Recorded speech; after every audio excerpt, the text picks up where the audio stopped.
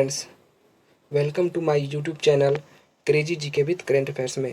आज है 30 जुलाई और 30 जुलाई के जितने भी इम्पॉर्टेंट क्वेश्चन बन के आएंगे उसको आज हम वीडियो में डिस्कस करेंगे। पहले हम उसको डिटेल्स में देखेंगे, फिर उसका वन लाइनर भी देखेंगे। इससे होगा क्या दोस्तों, आपको लंबे समय तक करेंट अफेयर्स याद रहेंगे, जो कि एग्जाम के दृष्टिकोण से बहुत महत्वपूर्ण करेंट अफेयर्स होते हैं।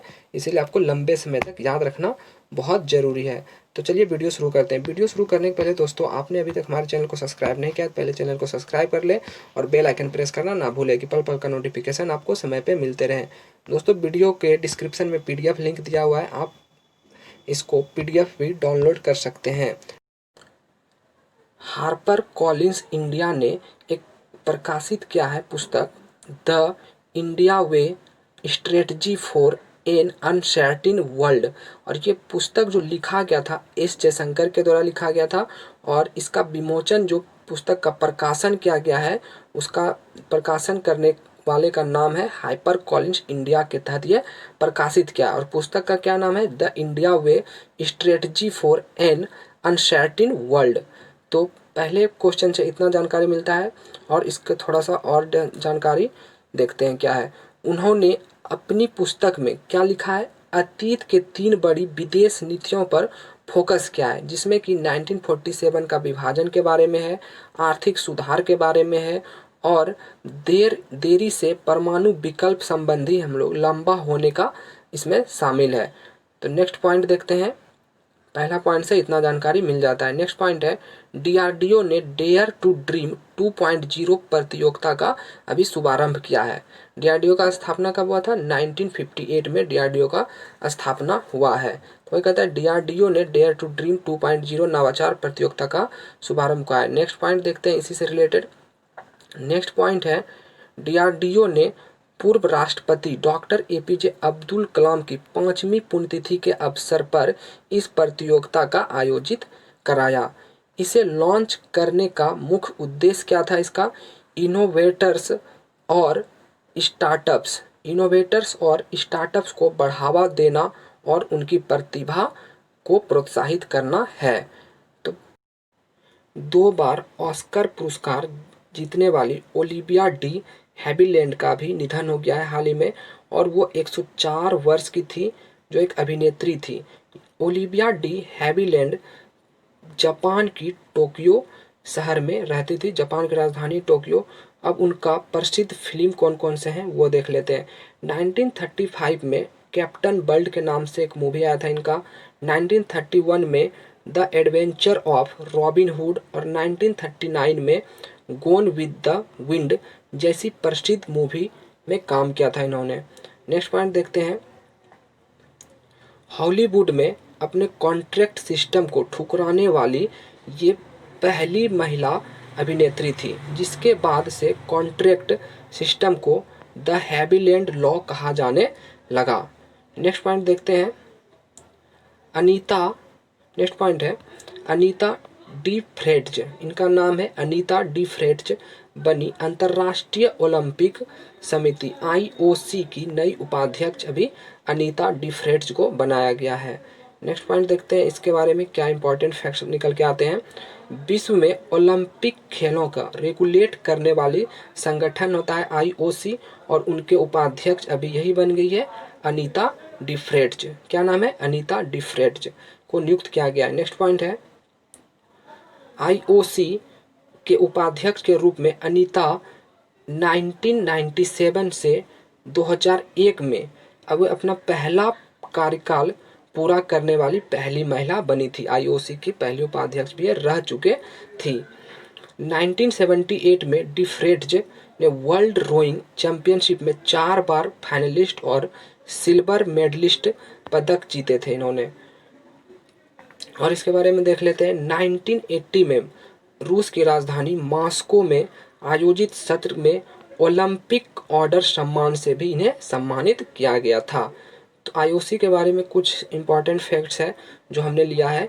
आईओसी का मुख्यालय कहाँ है? तो ये लुसाने में पड़ता है, और आईओसी की स्थापना 1894 में हुआ था। नेक्स्ट क्वेश्चन देखते हैं। हिचेम मिचिची, क्या नाम है? हिचेम मचीची बने ट्यूनीशिया देश के नए प्रधानमंत्री अभी बने हैं, हिचेम मचीची। इनका नाम है दोस्तों हिचेम मचीची। ट्यूनीशिया देश के नए प्रधानमंत्री के रूप में हिचेम मचीची को नियुक्त किया गया है। वो देश के अंतरिम मंत्री जो कि कानून मंत्री का काउंसलर भी रह चुके हैं वहाँ पे। नेक्स्ट देखते हैं इसका पॉइंट। हिचेम मेचीची ट्यूनीशिया देश के पूर्व प्रधानमंत्री क्या नाम है, अलिस फाक का स्थान पर नियुक्त किया गया है। क्या नाम है, अलिस फाक इनका नाम है, जो अभी वहाँ के प्रधानमंत्री हैं, उन्हीं के स्थान पर ये नियुक्त होंगे। कहता है फाक ने निजी मतभेद को हवाला देते हुए अपने पद का इस्तीफा यहाँ से दे दिया है। अब ट्यूनीशिया के बारे में कुछ इंपॉर्टेंट फैक्ट देख लेते हैं। क्या है, ट्यूनीशिया देश का वर्तमान में भी राष्ट्रपति कौन है, कैस सैयद। ट्यूनीशिया का मुद्रा क्या है, ट्यूनीशियाई देश का ट्यूनीशियाई दिनार। और ट्यूनीशिया की राजधानी क्या है, ट्यूनिस। नाम पे ही है ट्यूनीशिया की राजधानी ट्यूनिस। नेक्स्ट पॉइंट देखते हैं। Vice admiral MP Hampiholi ने अभी संभाला है भारतीय नौसेना अकादमी कमांडर का पद संभाला है। Vice admiral MP Hampiholi ने भारतीय नौसेना अकादमी INA का कमांडर का पद पर इन्हें नियुक्त किया गया है। Vice admiral MP Hampiholi वर्तमान में भारतीय नौसेना अकादमी INA के कमांडेंट दिनेश के त्रिपाठी का स्थान लेंगे। नेक्स्ट पॉइंट देखते हैं। नेक्स्ट क्वेश्चन है, दिल्ली सरकार ने अभी एक पोर्टल लॉन्च किया है, रोजगार बाजार पोर्टल। इससे होगा क्या, नौकरी मुहैया कराने में दिल्ली सरकार ने स्थानीय लोगों को नौकरी मुहैया कराने के उद्देश्य से रोजगार पोर्टल की शुरुआत की है। इसका नेक्स्ट पॉइंट देखते हैं। इस पोर्टल के शुरू करने का मुख्य उद्देश्य रोजगार खोजने वाले युवा और कामगारों को उनकी काबिलियत के तर्ज पर रोजगार मुहैया कराना है। नेक्स्ट इसका पॉइंट है, इस पोर्टल की सेवा का लाभ लेने के लिए प्रत्येक व्यक्ति को अपने पेशे से संबंधित सभी जानकारी इस पोर्टल पर अपलोड करनी होगी, जिसके आधार पर उन्हें नौकरी मुहैया कराई जाएगी। नेक्स्ट पॉइंट देखते हैं।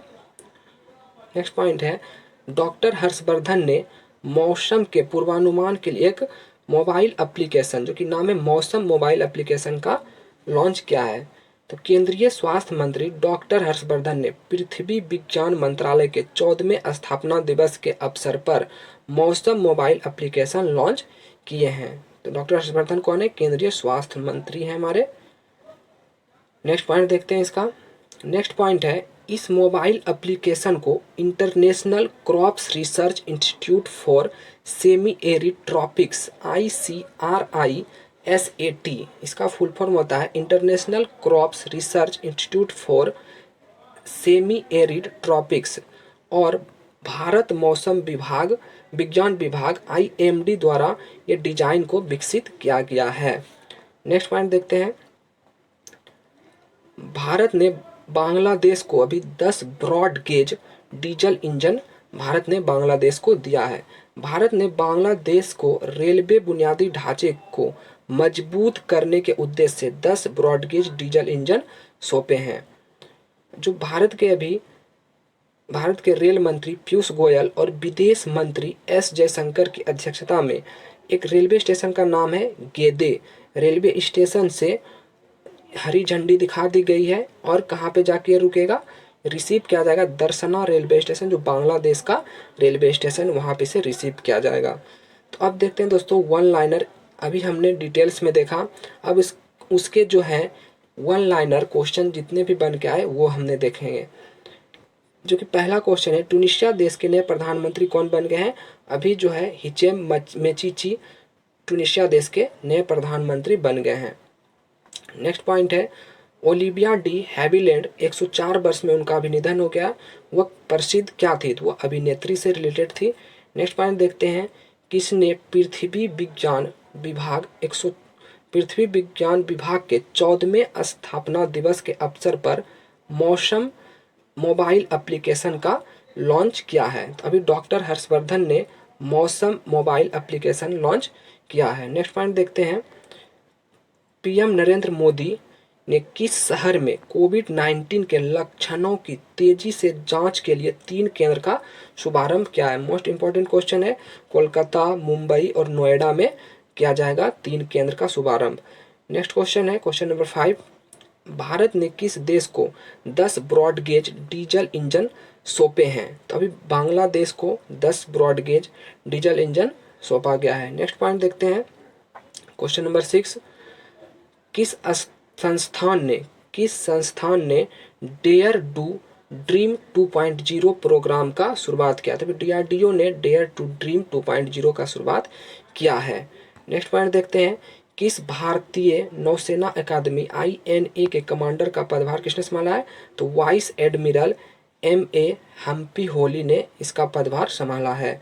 नेक्स्ट पॉइंट देखते हैं विश्व प्राकृतिक संरक्षण दिवस कब मनाया जाता है? 28 जुलाई को विश्व प्राकृतिक संरक्षण दिवस मनाया जाता है। नेक्स्ट पॉइंट है किस राज्य की सरकार ने वन उत्पाद क्लस्टर लॉन्च करने की घोषणा की है? वन उत्पाद क्लस्टर लॉन्च करने की घोषणा उड़ीसा सरकार ने की है। अभी जॉन सैक्सन का निधन हो गया है। वह एक प्रसिद्ध कौन थे? वह एक अभिनेता थे। नेक्स्ट पॉइंट देखते हैं नेक्स्ट पॉइंट 11 नंबर क्वेश्चन है विश्व हेपेटाइटिस दिवस कब मनाया गया? तो 28 जुलाई को विश्व हेपेटाइटिस दिवस मनाया गया। और इसका थीम देख लेते हैं दोस्तों विश्व हेपेटाइटिस दिवस का क्या है?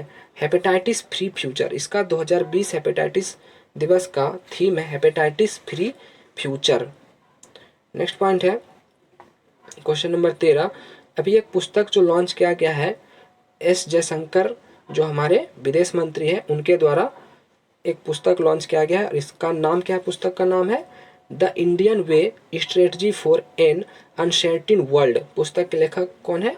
S जयशंकर इस पुस्तक के लेखक है। नेक्स्ट क्वेश्चन देख लेते हैं क्वेश्चन नंबर 14। अंतर्राष्ट्रीय ओलंपिक समिति IOC के उपाध्यक्ष पद पर किसे नियुक्त किया गया? अनीता डिफ्रेट्स को अभी IOC का उपाध्यक्ष बनाया गया है। थैंक्स फॉर वॉचिंग दोस्तों। अगर जो आपको वीडियो पसंद आता है तो वीडियो को लाइक करें, सब्सक्राइब करें और शेयर करें। Thank you.